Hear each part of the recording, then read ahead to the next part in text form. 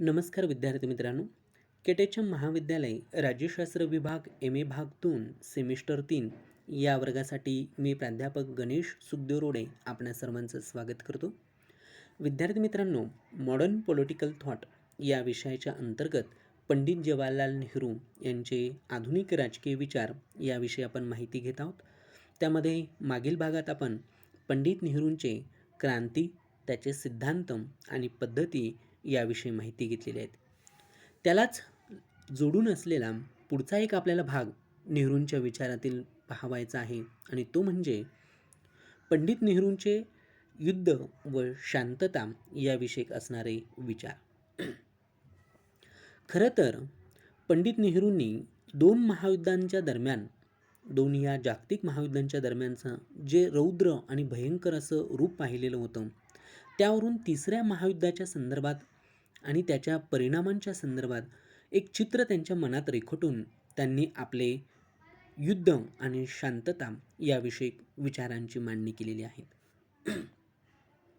नेहरूंच्या मते दोन महायुद्धांच्या मधल्या काळात शांतता होती, म्हणजे ती एक प्रकारे युद्धाचीच तयारी चालू होती किंवा युद्ध क्षेत्रातील लढा हा आर्थिक आणि राजकीय क्षेत्रातील स्थलांतरित झालेला आपल्याला दिसून येतो, असा अर्थ नेहरू त्यामध्ये घेताना दिसतात.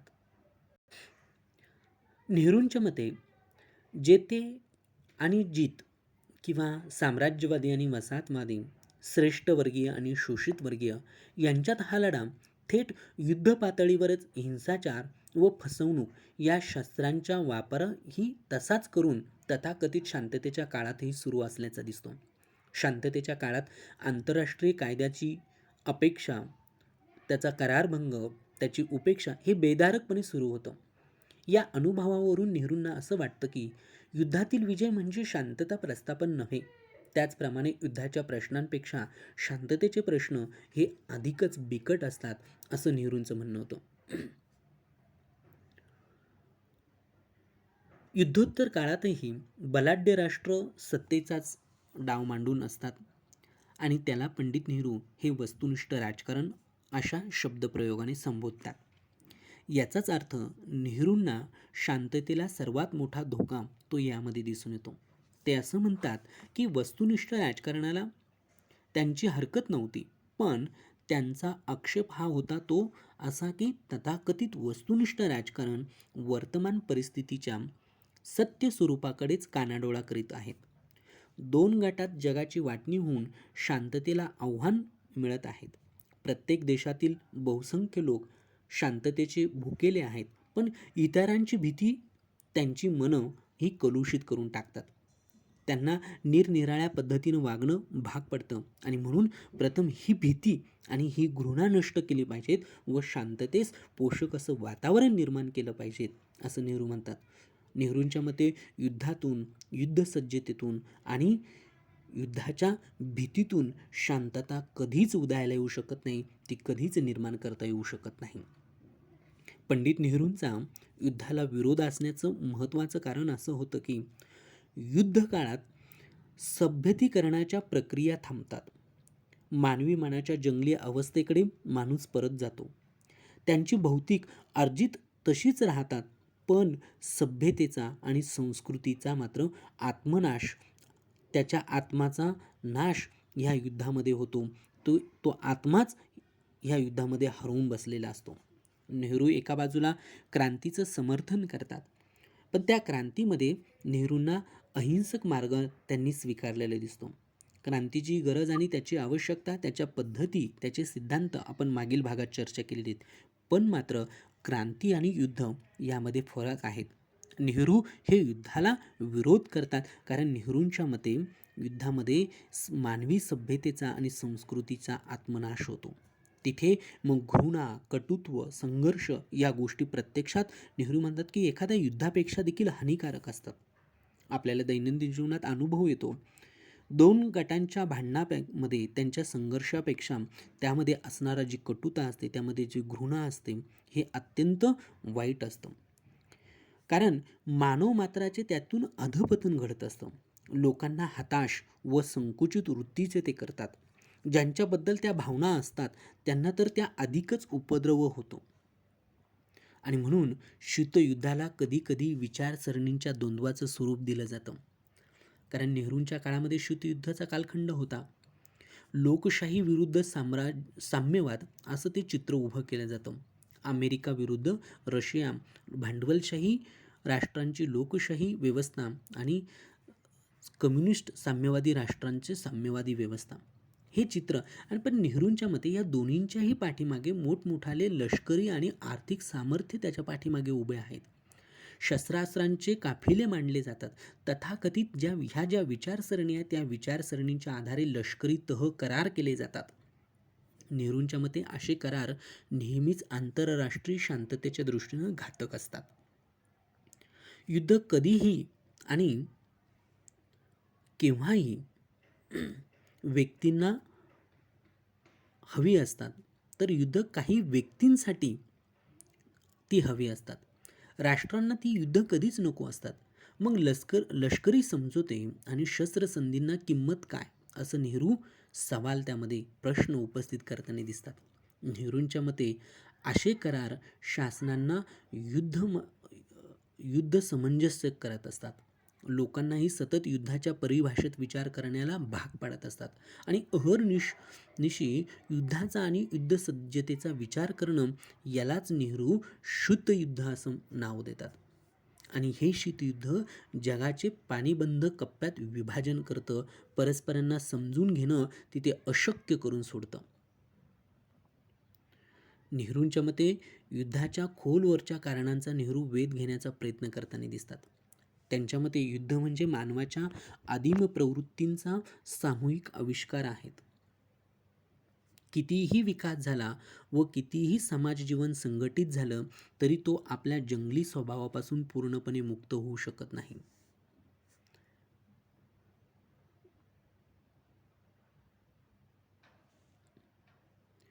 कारण कितीही नेहरू असं म्हणतात की मानवी जीवन संघटित झालं, त्याचा विकास झाला, पण तो ह्या आदिम अशा या प्रवृत्तींपासून तो कधीही मुक्त होऊ शकत नाही. राष्ट्रीय भावना ही अशीच काहीशी अविवेकी असल्यामुळे इतिहासाच्या मुळाशी हिंसाचार व संघर्ष हे कायम आढळतात. युद्ध होतात, थांबतात, पण त्यामागील संघर्ष तसेच राहतात. त्यातून पुन्हा युद्ध होतात आणि असं चक्र चालू राहतं. इतरांना आपल्या नियंत्रणाखाली, आपल्या आधिपत्याखाली आणण्याची जी महत्त्वाकांक्षा राष्ट्रांच्या अंगी पूर्वपार राहत आलेली आहेत. शांतता स्रोत एकीकडे गात असताना दुसरीकडे युद्धसज्जता होताना दिसतात. युद्धाची कारणं नाहीशी झाल्या वाचून शांतता प्रस्थापित होणं शक्यच नाही. एका देशाचे दुसऱ्या देशावर जोपर्यंत आधिपत्य राहील, जोवर एक वर्ग दुसऱ्याची पिळवणूक करत राहील, तोपर्यंत समाजाचा समतोल सारखा बिघडत राहणार आहे. साम्राज्यवाद आणि भांडवलशाही कधीच शांतता निर्माण करू शकणार नाही, हे नेहरूंनी ओळखलेलं होतं. कारण आजच्या परिस्थितीत हे आपल्याला हेच दिसून येतं की एका बाजूला जगात शांततेच्या गप्पा मारणारे, शांततेच्या घोषणा करणारी, परिषदा घेणारे तेच राष्ट्र म्हणजे अमेरिका असेल, चीन असेल, ही राष्ट्र युद्धांच्या सज्जतेसाठी नेहमीच तयार असलेली आपल्याला दिसून येतात. काही मोठ्या राष्ट्रांच्या लोभी महत्त्वाकांक्षा पूर्वीत राहून जैसे ती अवस्था टिकवून राहिल्यामुळे शांतता प्रस्थापित होऊ शकणार नाही.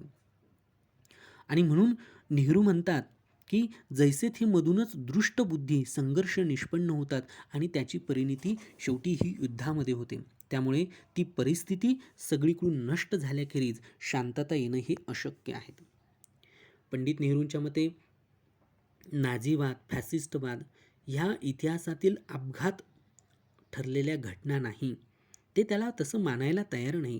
कारण नेहरूंच्या मते साम्राज्यशाही, वांशिक भेद, राष्ट्रीय लढे, सत्तासंचय आणि तांत्रिक प्रगती या सर्वांमुळे मानवी समाजाला जे अपयश आलं, त्यातून ह्या नाझीवाद, फॅसिस्टवाद ह्या विचारसरणींचा जन्म झालेला आहे, असं नेहरू म्हणतात.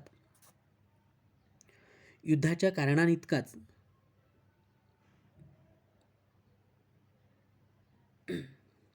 नेहरूंच्या विचारांमध्ये पंडित नेहरू हे एखाद्या युद्धाच्या कारणांचे जो विचार करतात तितकाच विचार त्यांचा भर हा युद्धाच्या निरर्थकतेवर देखील आपल्याला आढळलेला दिसून येतो त्यांच्या विचारांमधून.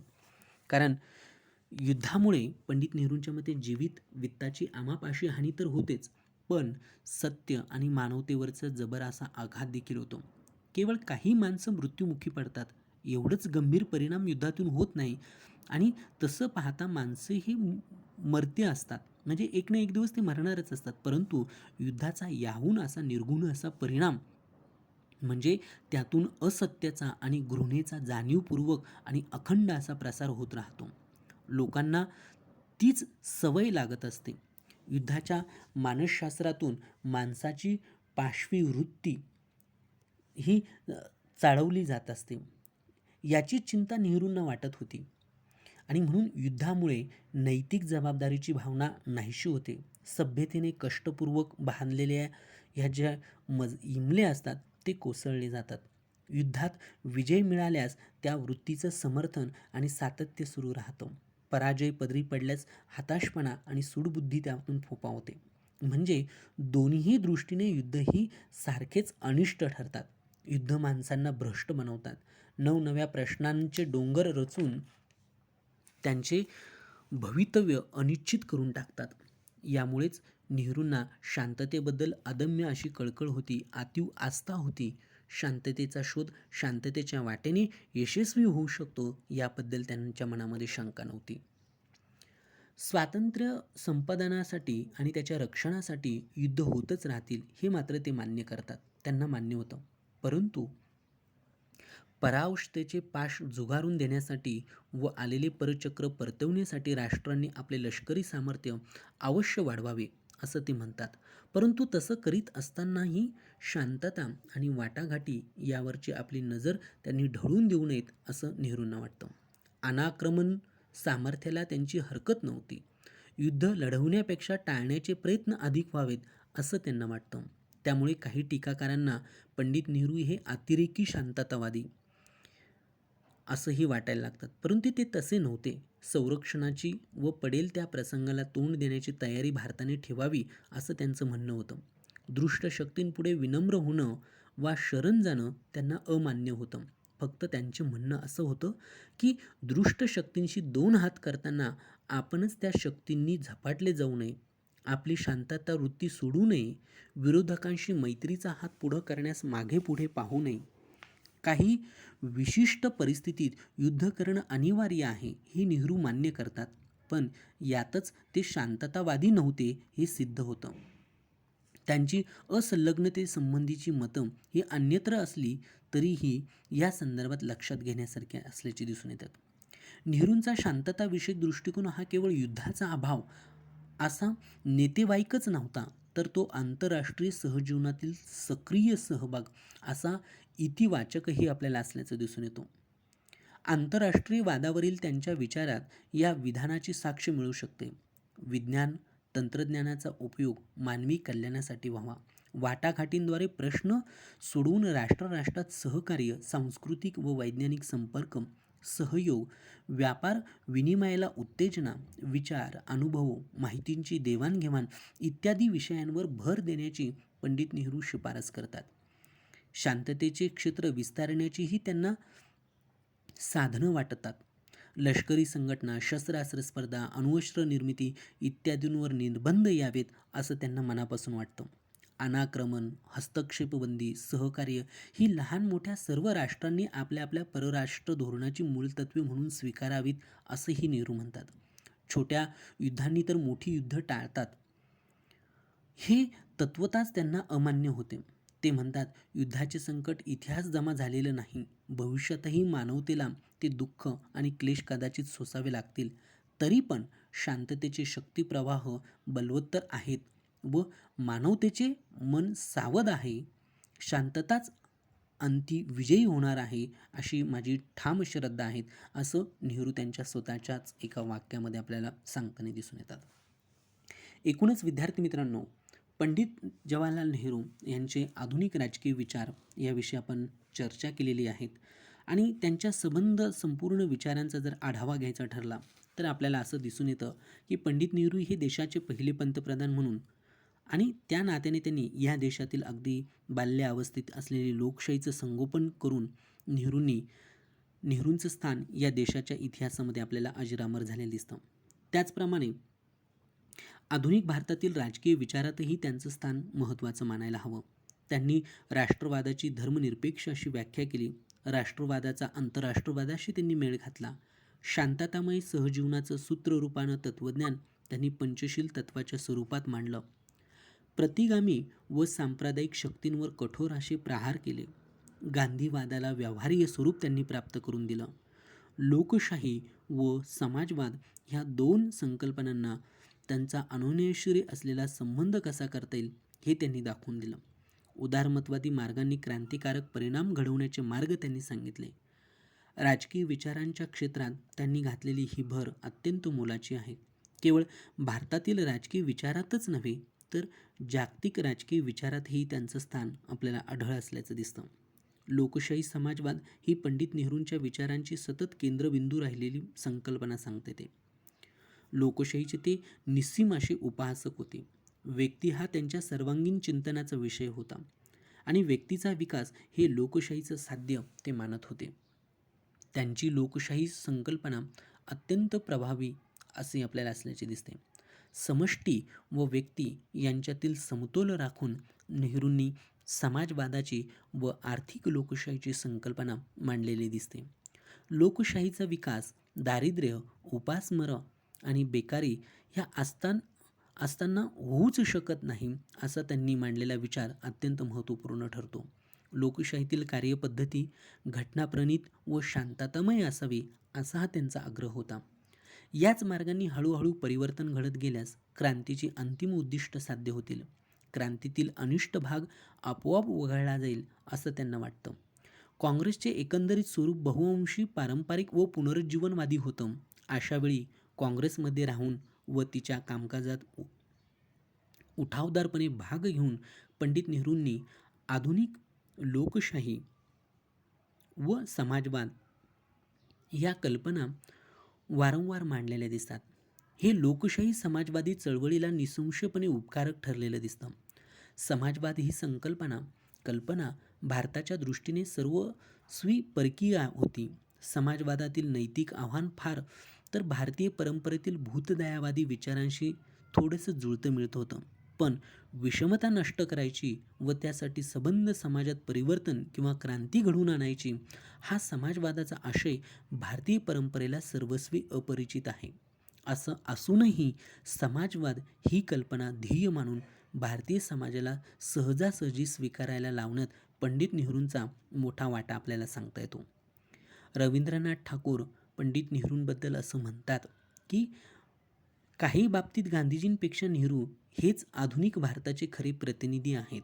आपला ऐतिहासिक भूतकाळ व नव्या जगाच्या जीवनाच्या अपेक्षा या दोहांसाठी लागणाऱ्या निष्ठांमध्ये भारतामध्ये संघर्ष होता.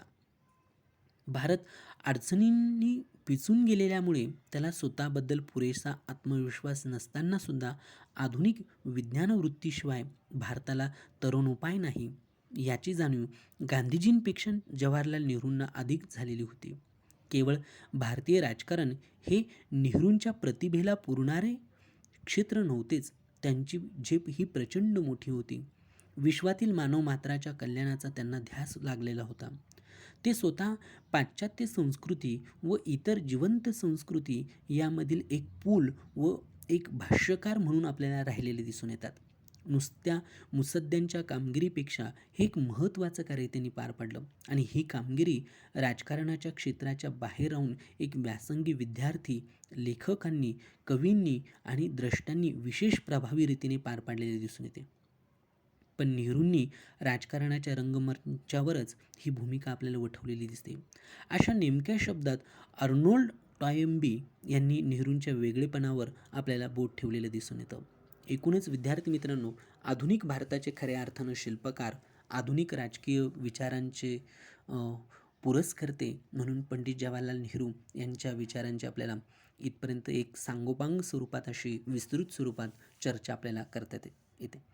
विद्यार्थी मित्रांनो, पंडित नेहरूंच्या विचार आणि कार्यांच्या संदर्भात माहितीसाठी तुम्ही अधिक विविध संदर्भ पुस्तकं तुम्ही वाचा.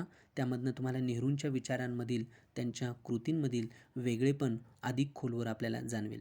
विद्यार्थी मित्रांनो, इथपर्यंत आपण थांबूया. पुढील भागामध्ये आपण पुढील विचारवंत ह्या विषयाच्या संदर्भातील त्यांची आपण चर्चा करू. तोपर्यंत सर्वांचे धन्यवाद.